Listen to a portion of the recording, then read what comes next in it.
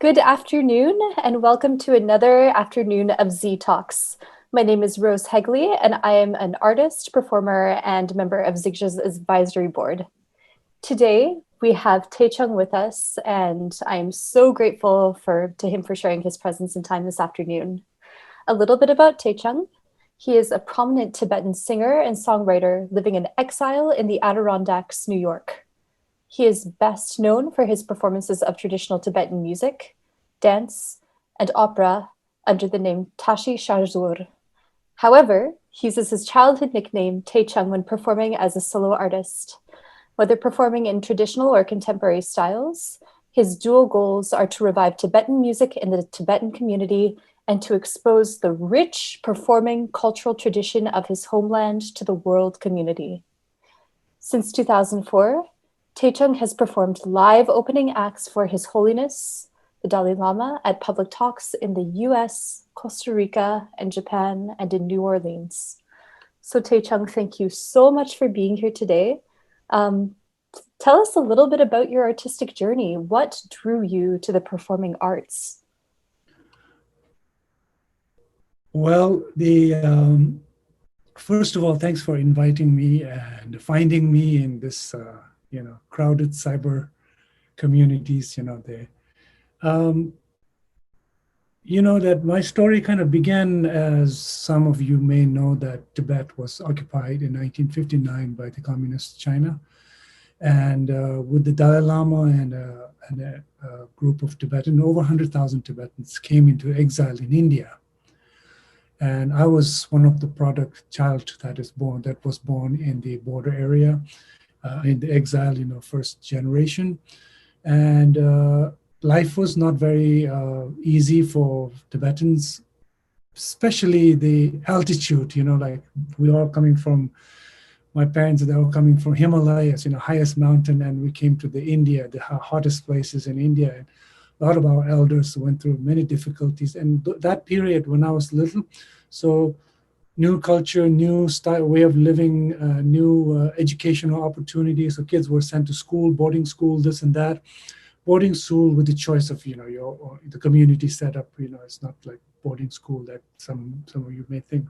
It's like a Tibetan Indian sort of boarding school together and to, educate. So my mom kind of was not sure where to send, because traditionally they never sent kids to school.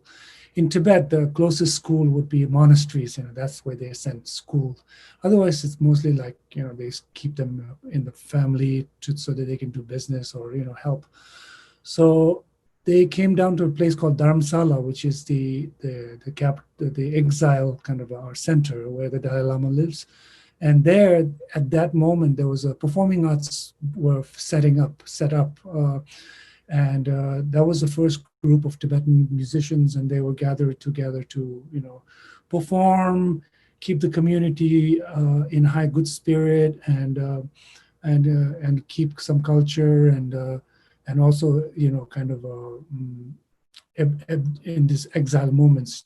So my mom sent me there to this school, and not because has some background artistic thing or nothing, but as all of us, we're not sure. She found it a safe place for me. So that's where I, started. And I learned, mostly like from the elders and performing. We do a lot of live performances for our community and Indian community and Western guests to showcase Tibetan music, dance, and culture and things like that.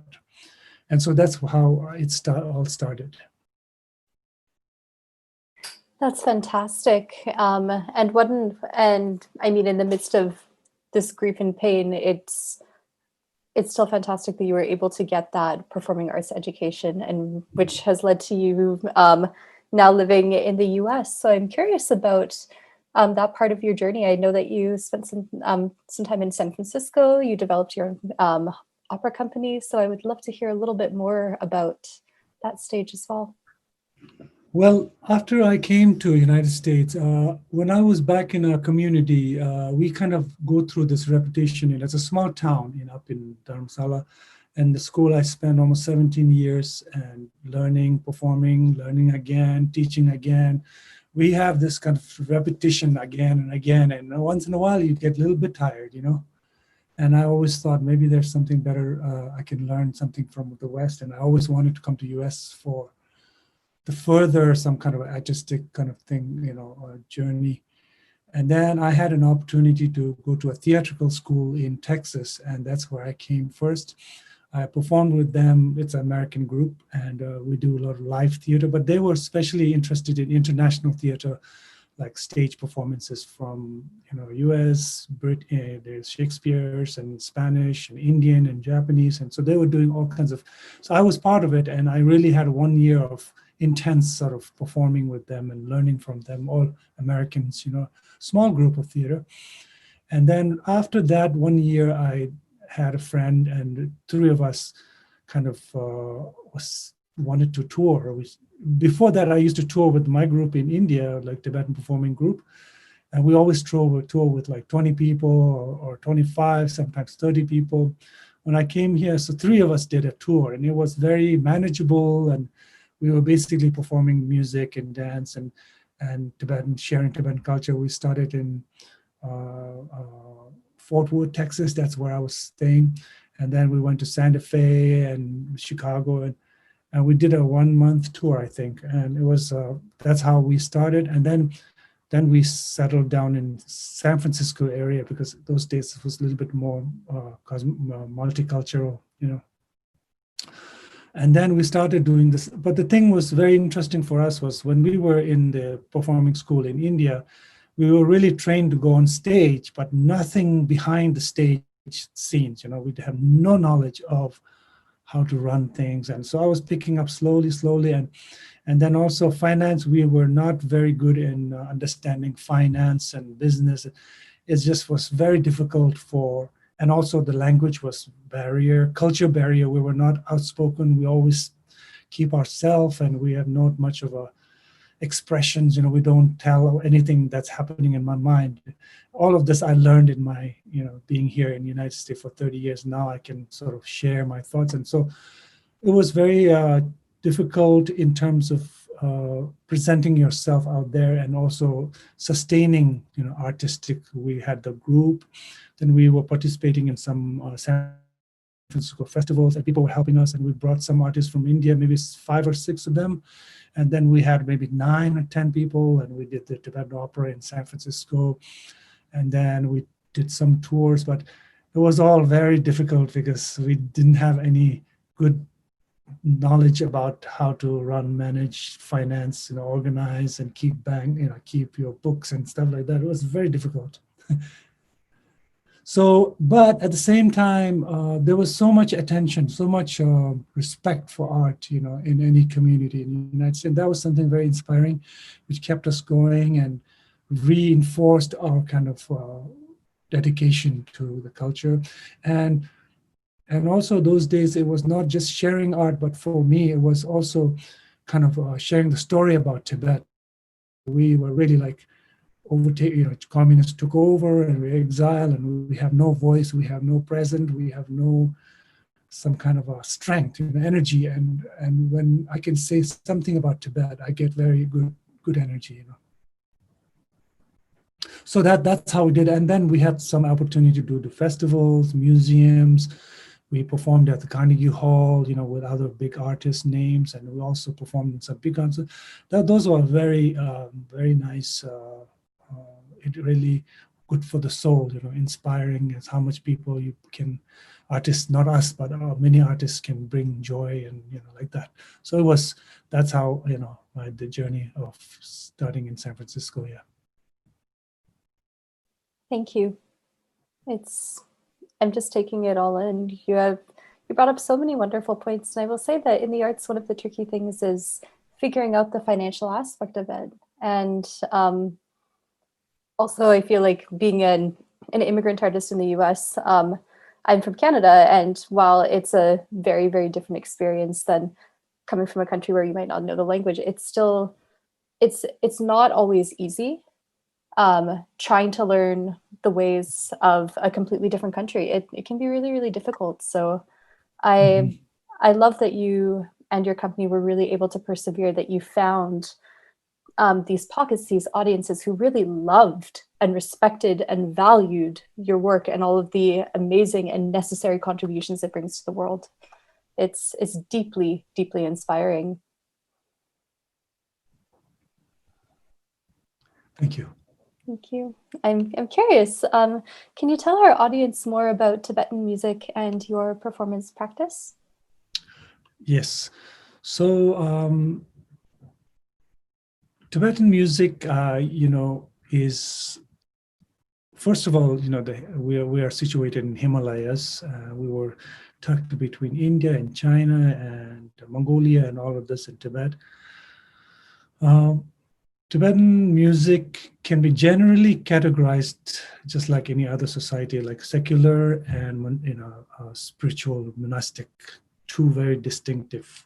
And the monastic music is very, very elaborate and a lot of ritual things, but traditional ones are kind of community-based, people to get together for happiness, for harvesting, for marriage, for respecting the mountain, spirit mountains, and songs in order to respect the mountains so that the land can get abundance of food and things like that. So the songs are respecting elders and and a lot of songs about nature.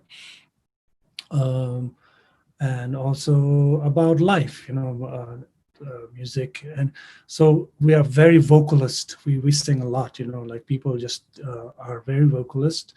And we also have kind of dancing that are like circle dancing, community coming together and singing very long songs. They are just circle dancing and things like that. And then since I have never lived in Tibet, I have never, whatever we learn of the kind of exile experience, we never had a kind of real sense of music or in its own environment.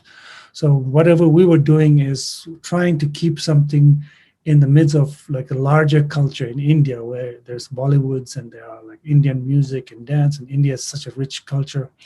We are trying to make something meaningful out of our own culture and out of place, And so, are you hearing me okay? Gwen, I think you may have to move this. No, I hear you. I hear you totally fine. Sorry, just I'm having you on mute right now. No, okay. I'm muting myself. Kind of focus for a second. I was just making sure it's good, pretty good.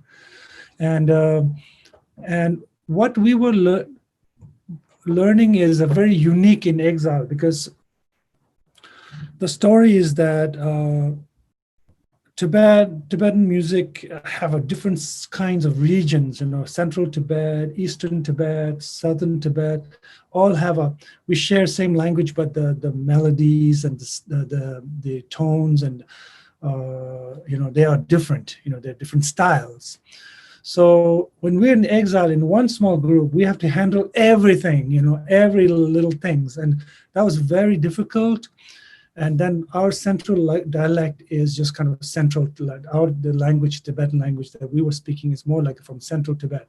But when you go to the east and west and south, they have their dialects. And when you have to sing in that dialect, it's not very authentic. So it was difficult for us. At the same time, the school of performing arts was not something that we used to have in Tibet.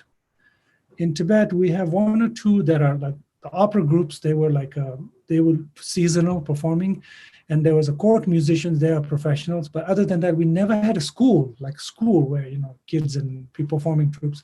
That came kind of a little bit influenced from the Chinese, because when they came into Tibet, they had 10 years to educate, brainwash Tibet, and they use performing arts like heavily to educate about how great is the communism and this and that.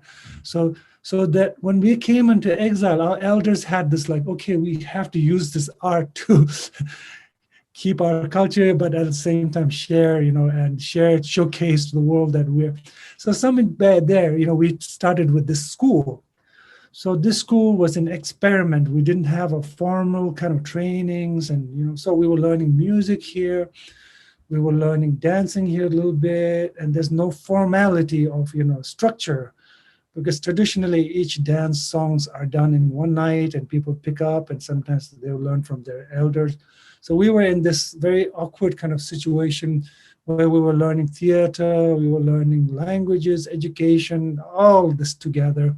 And we were also the local performer on stage, you know. So we went through this process of learning, teaching, forgetting after a while, then we have to repeat it again. And so we have to learn all the instruments and vocals and singing, and it takes a lot of time. And we also didn't have a good system. So in essence, what we did is we kind of went through this kind of changes, but we were able to learn from some of our teachers and elders some essential part, which now they are all gone. And now we kind of carry that part a little bit. And we have a lot more work to do in terms of really kind of learning and archiving these materials. Wow, that's wow. It's so interesting. You actually brought me to my next question, and that was I wanted you to tell us about the Tibetan Music Preservation Project. So, what prompted you to start it, and what are your project goals? So that project came to me about 10 years ago, and I was in San Francisco, and I was there's like when you are in a group, like an institution where you have dancers and we all have group, like we can do a lot of things. But when you're by yourself, a lot of the times you are like, so what can I do? Because you know, if I'm not here, what can I leave something, you know, behind? And I was like, okay, so these songs that I've learned from my teachers, these are like traditional music from Lhasa. And in fact, tonight I have a concert with the Queen's Library here performing these two music. So, you know, probably if you're interested, you can join. It's from 6 to 7 in New York Times. So these two kind of semi-classical traditional music, they're called Nangma and Teshe. And those are some kind of we learned intensively from teachers in TIPA in my school. And those songs has this kind of what do you call characteristic of classical, because they're not easy to hear. You know, it's like not very pleasant in the beginning, but more you perform them, it becomes very nice. So there's these two styles of music, and I know most of it. I have to learn. Some couldn't make it to India because our teacher couldn't learn everything. You know, he has everything he's in memory. Some of them, he's forgot the songs and he just taught us the instrument. And later on, some teachers came from Tibet. They remember that. So we kind of joined this. So there was this kind of thing, which I know, and I wanted to record them and kind of my own version, you know, not to say that my is the greatest one. I just say that these are what I hear, how I like to present. And so I started that and I was recording, and everything takes so long time, you know, recording and all this. And I did maybe a few songs and I was like, oh boy, this is not going to go easy, you know. And then I started to learn about fundraisings and things like that. And it really helped me to move forward. I did five songs and then did some fundraising. And it was very difficult because from my culture, and I'm sure many of artists like that, when it comes to talking about money, it's very difficult to, you know, understand, you know, and being an artist especially. So, but I learned that, and then I raised a little bit, and I recorded 7 songs, and then the last time I raised pretty good money, and I recorded 15 songs. So far, in the last 10 years, I have recorded maybe 45 songs online, and I have uploaded them. They're not the greatest, but took so long. You know, it's like whatever, you know, and I put them up there and so people can listen. And the fundraisings were pretty good, and I still haven't done it, you know, and but I accomplished my kind of phases of the. So there are like this that I have been trying, and also it disciplined me to you know, focus on them, because when we were learning these songs, there's not too many explanations. It's a cultural you know, style that nobody tells you everything, you know. You know, sometimes it's purposely like that to test your dedication or loyalty, for the teachers. Sometimes it happens in other forms of art, not performing arts, because our teachers were also not very, they were not, they couldn't read and write, so everything is in their memory, and so sometimes they don't even know what it means.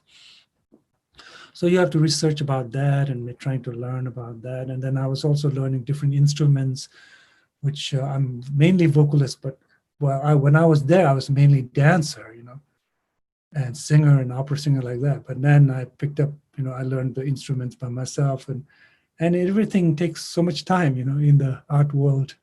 So anyway, I have done that, and right now I'm kind of thinking of I need to make an archival, some kind of because in exile and also in Tibet, we have musicians are coming up, they're making pop songs, modern songs, and then we have a bunch of traditional songs that has never been, kept somewhere, and information and stories. And I'm kind of now proposing or wanted to do that, apart from want to write new songs and all of this, a lot of things, Thank you. Thank you for that answer. And I think it's such a deeply important project, in that it's allowing culture to live, to sustain, to survive, to be passed on in that way. It's really, really significant. And so I'm glad that through all the trials and of fundraising and the time that it takes, it's a deeply important project. Mm-hmm. Yes, thank you. Your career involves collaborative performance, solo performance and recording, and educational projects. How do you balance all of these different, diverse facets? I'm not very good in the collaborations. Because I come from a very traditional kind of performer, but I do see the necessity of collaborating with others, because when something happens nicely, when I was first coming out, and I didn't know what to be, am I a dancer, am I whatever, and there's no kind of marketing for any of those, whatever I do. But then the music was something that I felt I can express, and that's one thing I chose to do. And then I never liked people who use traditional songs and put modern music, and I would think that's sort of disrespecting. And I was thinking, but it has to be a little bit modernized. So I did our first album collaboration with my friend of mine, Miguel Frasconi in San Francisco. I just asked him, can you play a little bit of, sound keyboards and, percussions and stuff like that. And the songs were very important for me. I wrote the whole album. And very interesting thing is also, when we were learning in my school, we never learn about writing songs, We never even our teachers never tell us how to write songs and things like that. And but I was interested, somehow people did write all of the traditional songs, And then we have so much influence from Indian music. So whenever we try to write something, always the Indian sound comes out, Not the classical good Indian songs, but the Bollywood, very catchy kind of, And so I did this album because I have some strong messages in there about standing up for our freedom, not forgetting our brothers and sisters in Tibet, and then I also had some romantic songs that were like pretty nice and so, That was one first collaboration. It went really well. It was not much expectation, but it reached inside Tibet. There was one song that is the kind of song for Dalai Lama, on a tribute. It was very well loved by the community, and it sort of put me in a prominent place as a singer, And that song was very well. Everybody kind of likes that song. And then I did another album with another keyboard player, jazz musician, and that was a little bit difficult, but it also had its own life. And then I am kind of so torn between writing new songs and, but the thing is, there's not much market, because when in other, society, you have some kind of a tangible kind of way of measuring your success, But for me, more and more as I grow older, I just feel like that that preservation and that kind of archiving, and that seems like what I need to do more than just expressing my own, So that's how it is. And then meeting a lot of different Western musicians, and I appreciate, other music, all kinds of music, and like that. So I'm trying to kind of understand it, observe it, and understand it, and I'm still open to doing some collaborations and experiencing. Then also, after that, I made 1 or 2 albums with a band that I had, and we made a couple of songs and new songs. Anyway, all this process, a very long process, no? So that is my kind of experience, and still interested. And right now I'm just trying to focus, do one at a time, get one thing done, because otherwise it's just like, even just writing a song is so complicated. You just have to manage and organize, and then you have to practice and all of that, So that's my kind of a little story. It can be so tricky to balance all of these different facets. And as you said, when there are too many projects going on, I personally find that I just don't have the energy to devote the time and love to each project that it really needs. So I do think what you said about taking it one at a time rather than trying to do 20 things at once it's important. It's so important. If not one at a time, at least 2 or 3 at a time, not like 7 or 10 at a time. It can be overwhelming trying to just maintain, trying to do too much. I think that's where I think the Western idea of like specializing, if you say I'm a rock musician, then you just can focus on rock music, or of course, even there sometimes they have to mix. But for me, it has been like I'm an opera singer. I have to record opera songs, and nothing like Western opera, but it's very different, but I spent a lot of time because I was a performer, opera performer, and so now I'm trying to see like how I can. We are all so scattered, we are not a very large community, and how to teach them and stuff. So that's, so there's, a lot to think about apart from living a life, Exactly. And I'm curious, during COVID-19, how has your work been impacted? Well, one of my fundraising was ended right before that, before the COVID. So I was kind of fortunate to have the fund to work while the COVID was happening and staying home, and I was doing my recording one at a time, So it was kind of not too much of a difference, It didn't affect me that much because I set up the studio at home and all of that. So it gave me something to do, even though we were all locked down for a few months, and also then the internet is becoming so. I'll upload the music up online, and people can listen to it.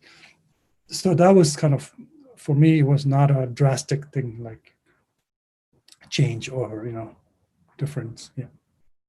That actually sounds really good and healthy. And what a blessing that you were able to get that funding directly before so that you could continue your work in a very, I mean, of course, I feel like all sense of normalcy in this era has been lost, but that there is some consistency to the work that you're doing. That's so important. Yes.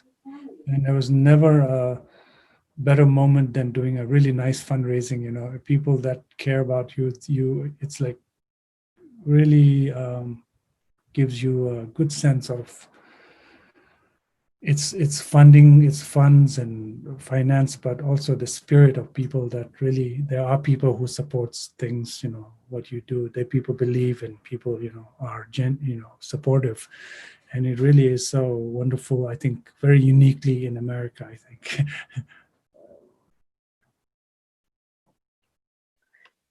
Definitely. It is interesting though, of course, with the fundraising, and sorry, I think Amazon Alexa is currently going off right now and she won't stop talking.